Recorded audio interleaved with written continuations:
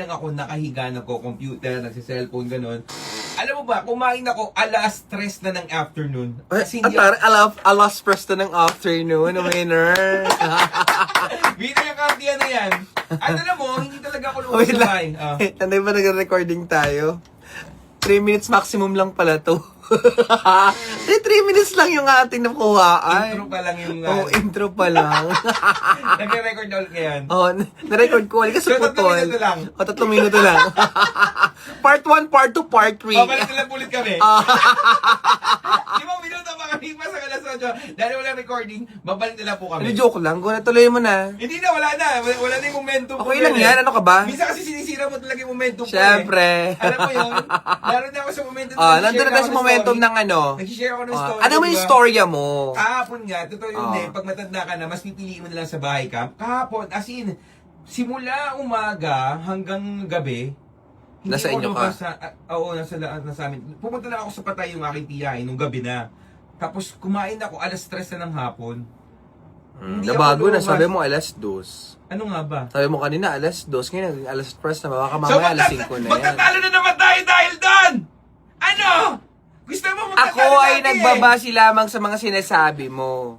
As far as I remember, sabi mo 2 p.m. Para bang gano'n, mga 2 Sige, okay lang. Malapit naman yung 2:30, 2. Mga ganun 2 or siguro. 3. Sige.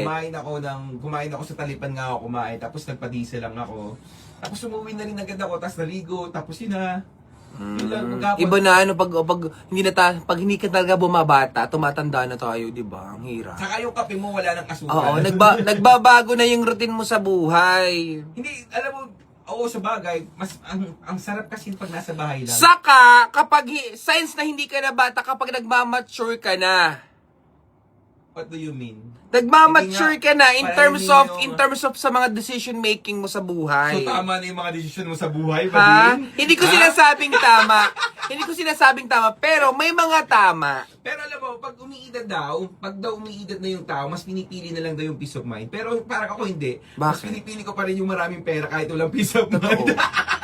Totoo, mas maganda Kasi pa rin alam mo, marami kang pera. ano yun, ititimbang Kapag marami kang pera, mayroon kang peace of mind. Because you are talaga, hindi satisfied. rin. Somehow, hindi rin. Pag marami kang pera, ang dami mong isipin. Kasi pag marami kang pera, ibig sabihin marami kang trabaho. Pero may mga tao kasi maraming pera kahit walang trabaho. Alam mo, mas nakaka-stress. Ang gusto kong stress yung iisipin ko na lamang kung paano ko ubusin yung pera ko. So at least wala ka rin peace of mind, di ba? Diba? Ano ba yun? Di ba? Parang timbangan lang din yan eh. Yung pag may taong makukontento, pero payapa yung pag-iisip. Meron namang tao na sobrang daming pera, pero ang daming isipin. Di ba? Ano mas pipiliin mo doon? Dun